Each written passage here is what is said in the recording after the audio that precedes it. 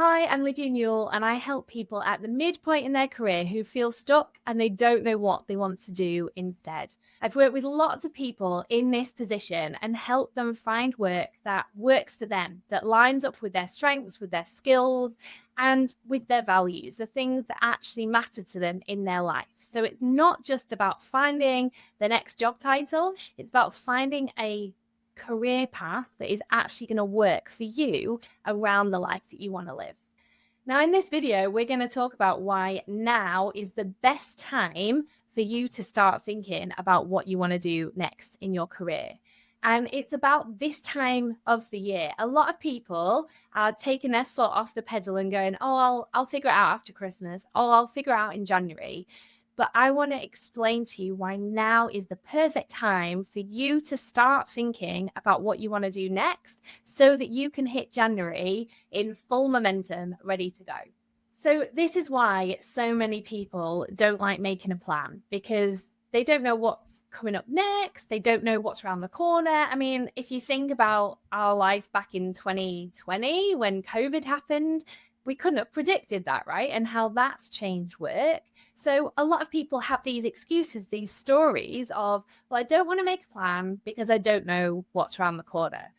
So what we're going to talk about in this video is about creating space for opportunities, creating space to look for clues of what it is that you're wanting to do next.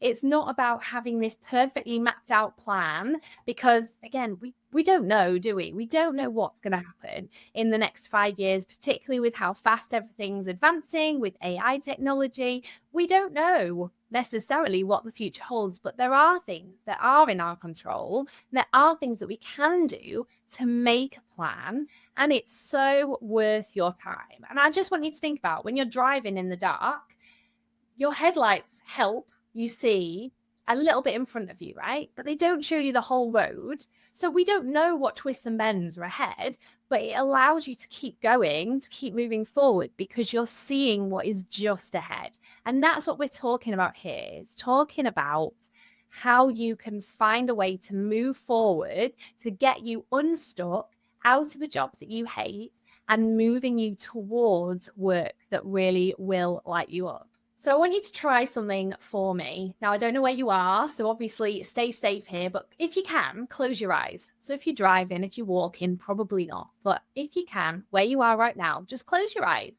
and just picture yourself 12 months from now. You are in a job that you really enjoy. You are working around people who value you, who enjoy your input. You're using your skills and your strengths. Just picture what that would look like. How would it feel on a Monday morning when you wake up? What kind of projects are you working on? What kind of solutions are you looking for? What is it that you enjoy about your job? And with that in your mind, then I want you to think about how that feels. Does that unlock freedom, creativity, autonomy? What is that feeling that you want more of from your career? Because this doesn't paint the full picture, but it starts to give us some really solid clues of what it is you're looking for in your career that may not be there right now. Gives us some really solid clues to start thinking about what your next step in your career could be. So if you've closed your eyes, feel free to open your eyes, take some deep breaths. You might want to jot down what it was that you saw, the things that felt really important as you were going through that visualization. And if you're someone who likes to journal, you might want to write some of that stuff down and start exploring it a little bit more as you go through this week. So once you've got that picture in your mind, or it could be vague, we're not looking for perfect here, we're looking for clues, right? So once you've got some of those clues in your mind, a bit of a vision of what it is that you would like more of, how do we turn that into a plan? So I spoke earlier about creating space for opportunities to try things out. So I don't know if you remember back in school when you were in your science lesson and you used to have to create a hypothesis of what you thought might be the outcome of the experiment, right? If you're thinking about these clues and we're holding them lightly and we're trying to think, how can I experiment with this to see if that could be the thing that unlocks something in my career that allows it to be something that I really enjoy. Okay. So to give you an example, you might have decided, right, I want more autonomy in my day. So it could be that you need to have a conversation with your boss about how your day at work is structured.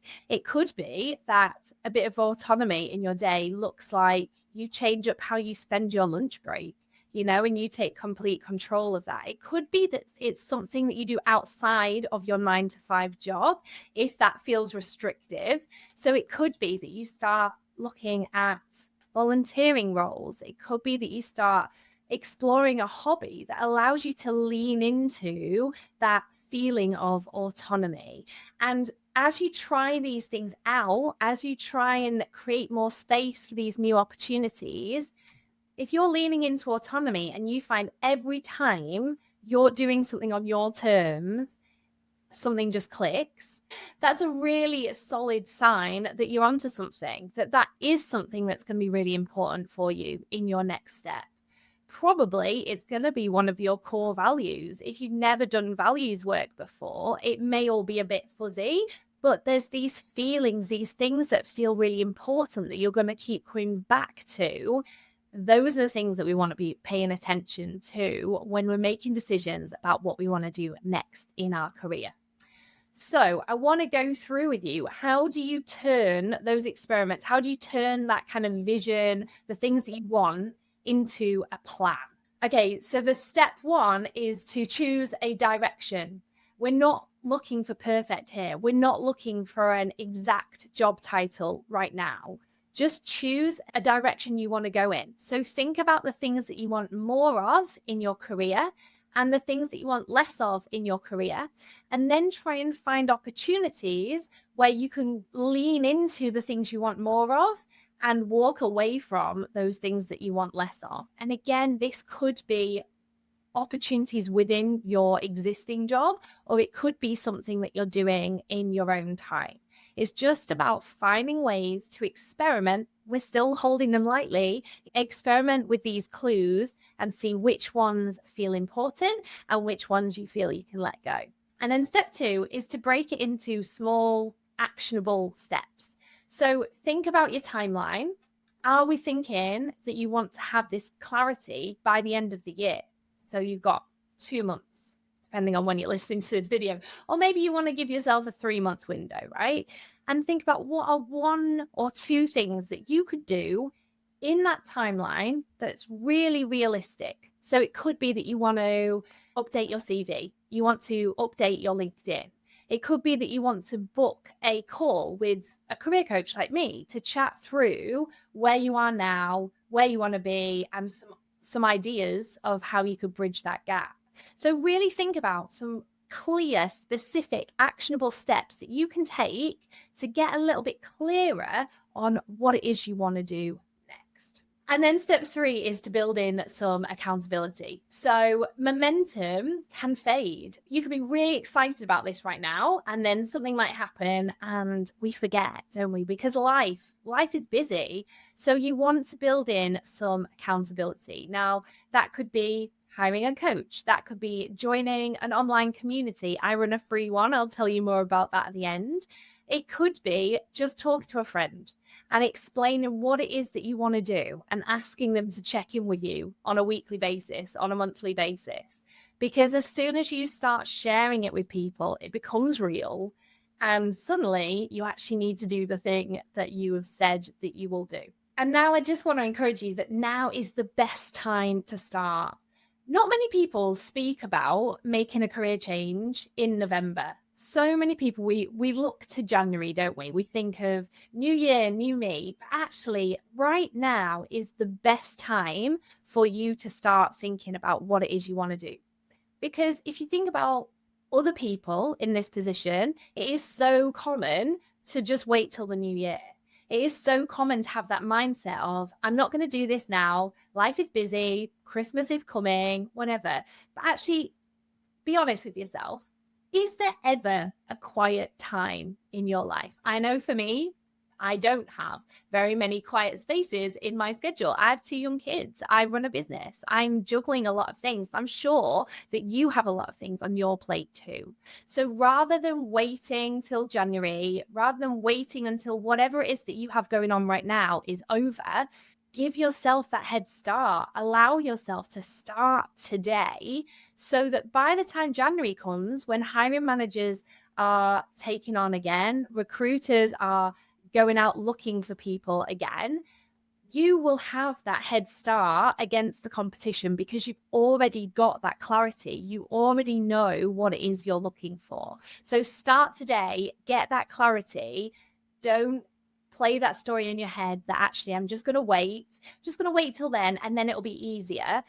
Because I've seen this time and time again where people tell themselves that story, and then January comes, and then March comes, and then it's the summer, and then suddenly it's the end of the year again. And I don't say that in a way to panic you, but that is what I see time and time again.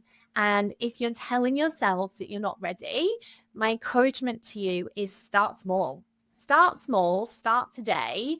Don't wait for a date or something in the calendar to pass before you decide you're ready. So now you've got a little bit more clarity on what it is that you're looking to do next in your career. My encouragement or challenge to you is to go after that accountability. And I mentioned before, I run a free online community called the Career Change Collective. I'm going to drop the link in the description for you to join. And my challenge to you is to share your vision, share a little bit of that clarity that has come from watching this video and going through the prompts, share it in the group. Get some encouragement from the people in there who get it because they are on the same journey. I'd love to see you in there.